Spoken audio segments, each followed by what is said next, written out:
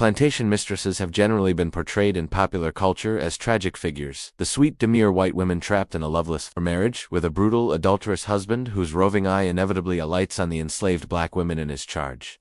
While the sexual exploitation of black women by white male masters is well documented, less attention has been paid to the part played by the white mistresses, who wielded considerable social and legal power. Behind closed doors, these women would sometimes coerce enslaved black men into sexual submission. In this episode, we will be talking about the white mistresses of the Old South. But before we begin, if you are new here, please go ahead and subscribe and turn on notifications so that you never miss an upload. And if you'd like to support us, follow the instructions in the description. When thinking about the mistresses of the Old South, one of the first things that might spring to mind are the cassock-covered mamas from Gone with the Wind or the watered-down version of her in Disney's watered-down version of Gone with the Wind. However, while Scarlett O'Hara may have made for good fiction, the reality of the white mistress was far more complex than the romanticized or demonized versions found in popular culture. Enslaved people referred to the act of being summoned to the big house as going to see the queen. Once there, they would encounter a formidable monarch presiding over her court. While the brutal sexual exploitation of enslaved black women by white male masters is well documented, less attention has been paid to the part played by the white mistresses who wielded considerable social and legal power behind closed doors. These women would sometimes coerce enslaved black men into sexual submission. Theirs was a contradictory existence. On one hand, they were trapped by the rigid patriarchy that controlled them and denied basic rights and autonomy. On the other hand, they were empowered to exercise cruel authority over those in their charge, and in a perverse twist of fate, it was their subjugated status that fueled their capacity to be ruthless taskmasters, as Patricia Hill Collins wrote, quote, "White Southern women's subordination within a patriarchal slave system fostered both agency and bitterness agency, because they had to develop ways to get what they wanted despite their subordinate status and bitterness because of the limitations placed on them.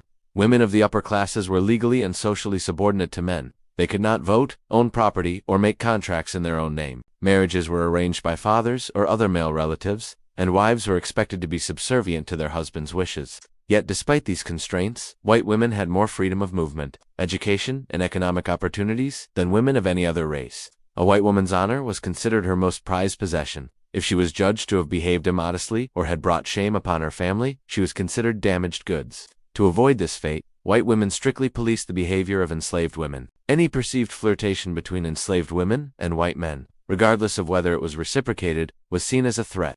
White women's fear of black female sexuality was rooted in the belief that black women's sexual advances were inherently aggressive and dangerous. This perception was reinforced by racist ideology, which depicted black women as inherently sexual beings with uncontrollable desires.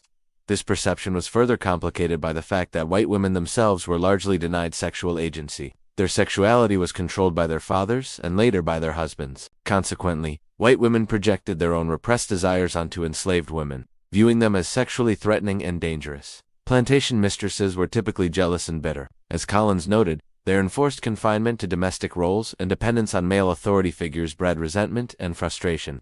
This tension was often displaced onto enslaved women, resulting in sadistic punishments.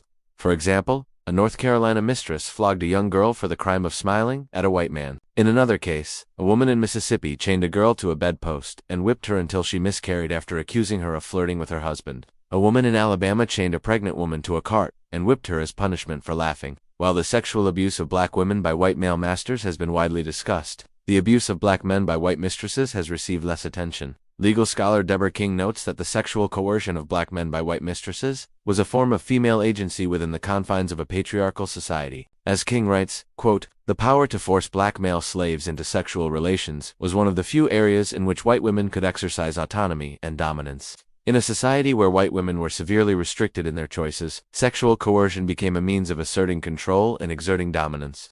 Enslaved men had little or no bargaining power in these situations, and resistance was often met with severe punishment. In some cases, mistresses justified their actions by appealing to racist stereotypes and a distorted sense of superiority." In her book, Beneath the Backlash, Stephanie McCurry quotes a white woman from Mississippi describing her treatment of enslaved people. "We always treated our servants as we liked. We knew they were only a step above the beasts, and if we were rude to them, they couldn't get up in the world." Many mistresses actively participated in the slave economy. They bought, sold, trained, and rented out enslaved people to work in domestic service or other capacities.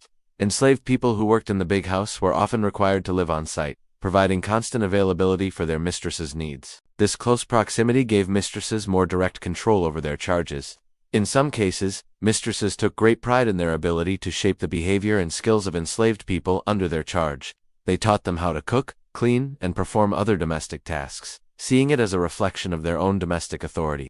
For example, Mrs. Alfred Jones, a former mistress from Alabama, reminisced about her time in slavery, recalling how she had taken great pains to teach enslaved women how to properly launder clothes. For some mistresses, sexual abuse was a tool of intimidation and control. By using their power to coerce enslaved men into sexual relationships, they were able to maintain dominance and discourage any potential rebellion or resistance. Enslaved men who resisted were often punished severely. Sometimes the children born out of these relationships were kept and raised as part of the enslaved population, serving as a constant reminder of the power dynamics at play. In other instances, mistresses may have used the threat of sexual abuse as a way to maintain control. Enslaved men who refused to comply with their mistresses' demands risked facing severe consequences, including separation from their families or harsher forms of physical punishment. Not all mistresses were indifferent to the sexual abuse of enslaved people. Some actively participated in it, viewing it as a means of asserting dominance and control. The power differential between white mistresses and enslaved men was stark.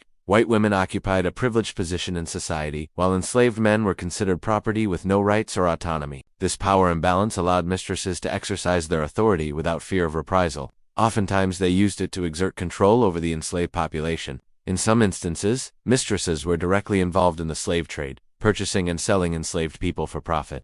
This economic participation made them complicit in the brutal system of slavery and demonstrates the extent of their involvement in the lives of enslaved people. The sexual abuse of enslaved men by white mistresses was a dark and disturbing aspect of the institution of slavery. It was a means of asserting dominance, maintaining control, and perpetuating a rigid racial hierarchy. By understanding this aspect of slavery, we gain a more complete picture of the brutality and pervasiveness of this dehumanizing institution. White mistresses were often motivated by a desire to exert power and control over those around them. In a society where traditional gender roles confined women to domestic spaces, they found satisfaction in wielding authority as mistresses. This desire for power was often channeled through the subjugation of enslaved people, particularly enslaved men. White mistresses saw themselves as guardians of white male authority, and they actively participated in maintaining the patriarchal order of the time. Mistresses derived pleasure and satisfaction from dominating enslaved men. They enjoyed the feeling of power and control that came with being in a position of authority. This domination was not just about asserting physical control, but also about humiliating and dehumanizing enslaved men.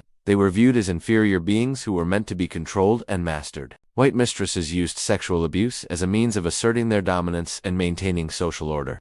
By exploiting enslaved men, they were able to reinforce the rigid racial hierarchy of the time. This sexual exploitation was a way of ensuring that enslaved men remained in their subordinate position and prevented any challenge to the established power structure. It is important to acknowledge that not all mistresses engaged in sexual abuse, but many did. Their actions were often justified through racist beliefs and a distorted sense of morality. They believed that their racial superiority entitled them to dominate and exploit enslaved people, and they viewed enslaved men as objects to be used for their own gratification.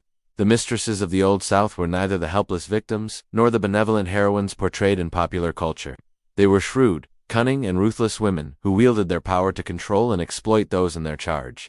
Their actions, often driven by jealousy, bitterness, and a desire for control, inflicted unimaginable suffering on enslaved people. By shedding light on their often overlooked role in the perpetuation of slavery, we gain a more nuanced understanding of this brutal institution and the multifaceted ways in which it corrupted the very fabric of society. Thank you for watching. If you enjoyed this episode and would like to support our channel, please consider making a donation. We would appreciate your support. Also, let us know in the comments below what you want us to cover in future episodes. And if you haven't already, go ahead and subscribe and turn on notifications so that you never miss an upload.